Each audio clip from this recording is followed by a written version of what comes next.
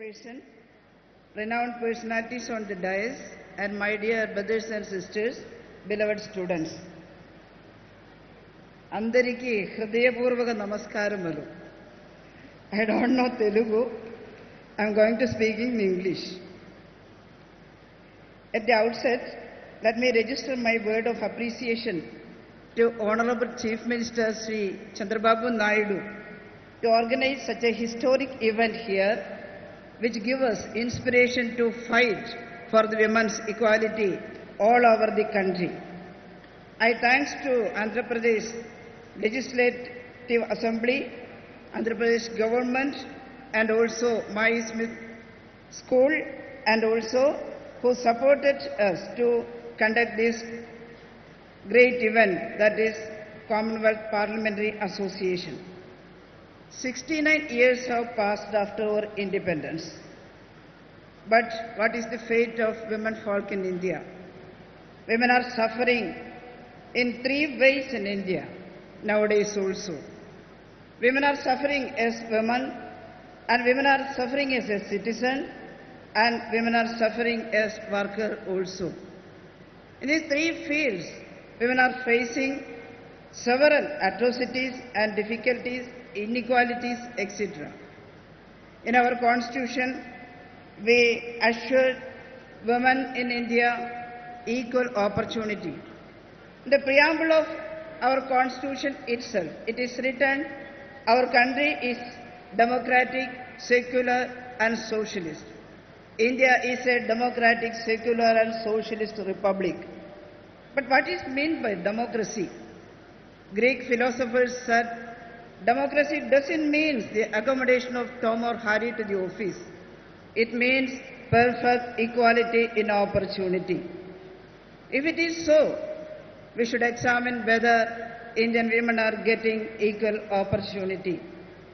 Yes, women, because of the gender bias, they are suffering very much. Each moment they are being raped and kidnapping. Every kinds of atrocities are happened because they are women. The society is counted them for women only. And as a citizen, she cannot enjoy the assurance of the constitution. She cannot enjoy the right. She cannot enjoy the opportunity, and she is suffering very much. And as a worker, she is harassed at the workplace. Each moment, she is ridiculed at the workplace, and she cannot enjoy the freedom of work in our country. I think the history of women representation in the parliament has never been bright. Women should get opportunity in the decision-making bodies. But even in the history, in other countries also, they are not getting that position, because society is like that. The condition of women is related to the mode of the society itself. Without change, without making change in the society, we cannot change the attitude against women. The history of representation in Parliament has never been bright.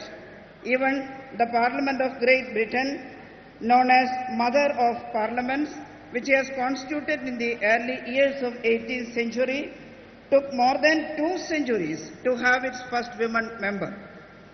Till the mid of 20th century, many countries discriminated their women folk from contesting elections, and lawmaking was always the business of men. Only after great struggles, the rights of women to be treated equal in the elections were accepted. Although drastic changes have happened in this area, we must be astonished to note that even now there are many countries which do not have even a single woman in their parliament. The case was not better with regard to the right of women to cast their vote in elections to the legislative bodies. In the late 19th century, limited voting rights were gained by women in Sweden and Finland, etc. It is interesting to note that in 1904, International Women's Suffrage Alliance was formed in Berlin to coordinate the struggles to gain voting rights and also for gaining equal civil rights for women. Even in a country like United States of America, voting rights to women were granted only in 1920. That is 131 years after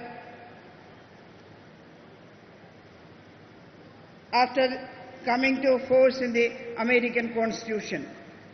Indian Constitution doesn't discriminate the people on the basis of gender. It guarantees equalities of status and opportunity to all the democratic principle of one person, one vote fully protected. It also ensures protective discrimination in favor of women, and special laws for them are permitted here. Notwithstanding the supreme law with noble ideals, in reality, the things are disgracing. Let us look at the figures. The figures already mentioned here about this. In the 543-member Lok Sabha, there are only 62 women MPs, which is pitiable 11%. Rajya Sabha also it is 11%. The picture with regard to women numbers of legislative assemblies are across all states in India is too humiliating. We should have to increase this. We should have to pass the 33% reservation bill in the assembly. But we all know what is the fate of introducing the bill to the parliament itself. The country and the parliamentarians also are patriarchal in mind. Without have change in the mindset of the people, mindset of the society, mindset of the MPs, we cannot introduce the bill in the parliament. We hope the slogan of this great conference should be to pass the 33% reservation bill in the assembly. Jawaharlal Nehru once said that all societies are conservative, but our society is more than normally conservative. Without the change in the conservative society in India, without change in the mindset of the people in India, we should have to change the patriarchal society in India. Without the change, we cannot pass the 33% reservation bill in the parliament. We should have to raise slogan. I humbly request to our students that they should have to struggle hard to have this achievement.